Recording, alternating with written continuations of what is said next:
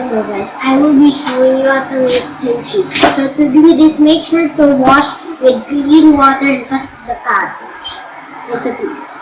We will brine to do this. We will put salt into the cabbage and let it sit for overnight.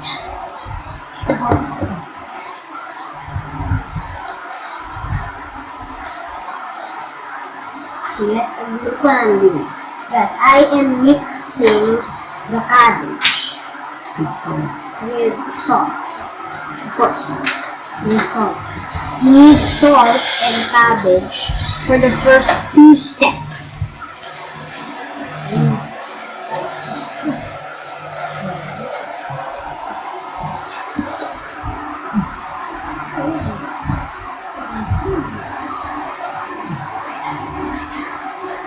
So, guys, I will see you. Let's sit for over here.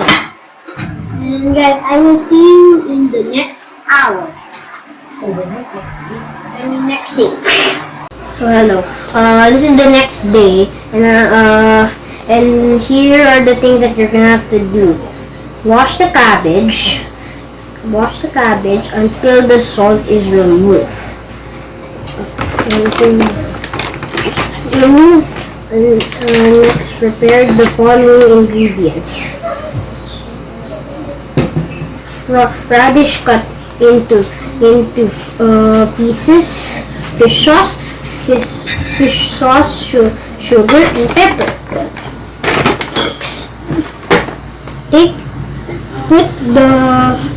Put the onion, ginger, and 1/4 cup of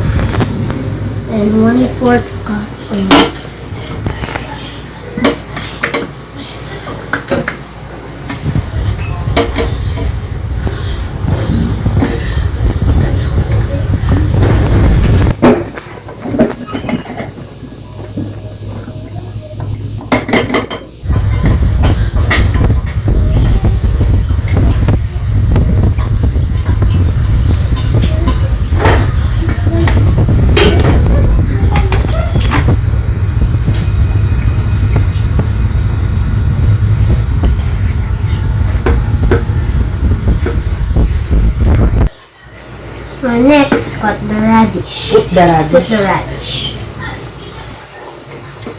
into the food processor.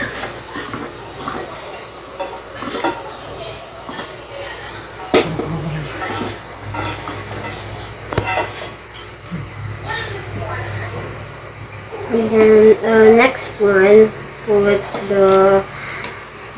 the pepper flakes in. Next, put the sugar in. And then the next one is you're gonna have to put the fish sauce To make the paste for kimchi, of course.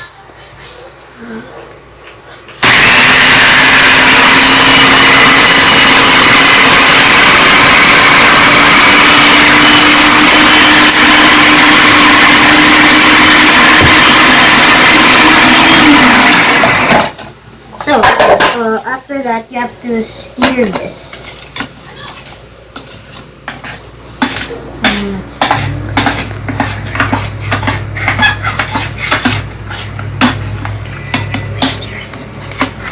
Twist it.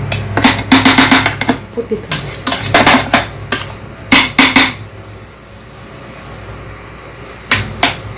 You will not stir it.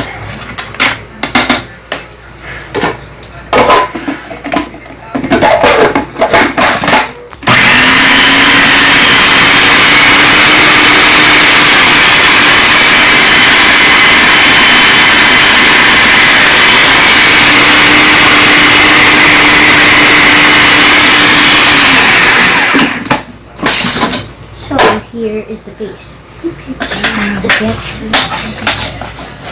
Hindi mo naman.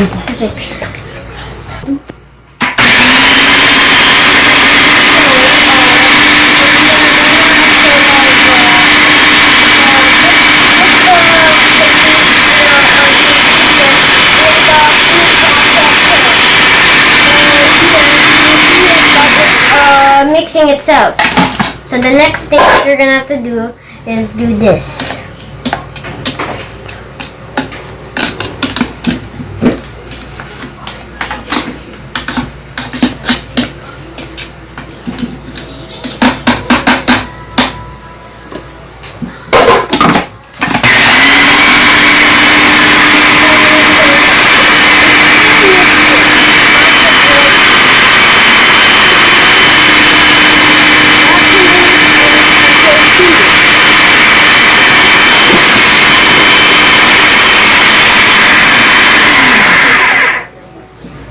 So we're done here. So now we're gonna transfer this into here.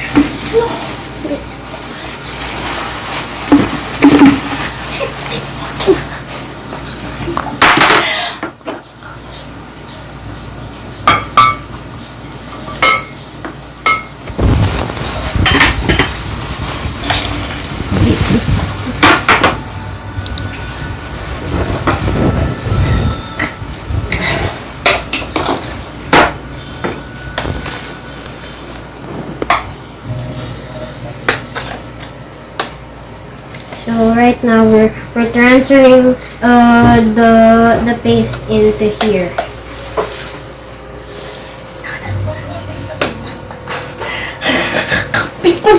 So right now we transferred this here. So right now you're gonna have to mix this. Right now since this is transferred, the next thing that you're gonna have to do is mix it.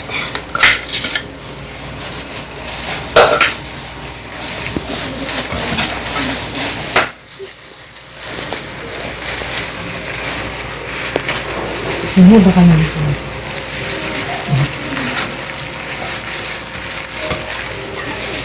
So now since this is now mixed, you made the paste now.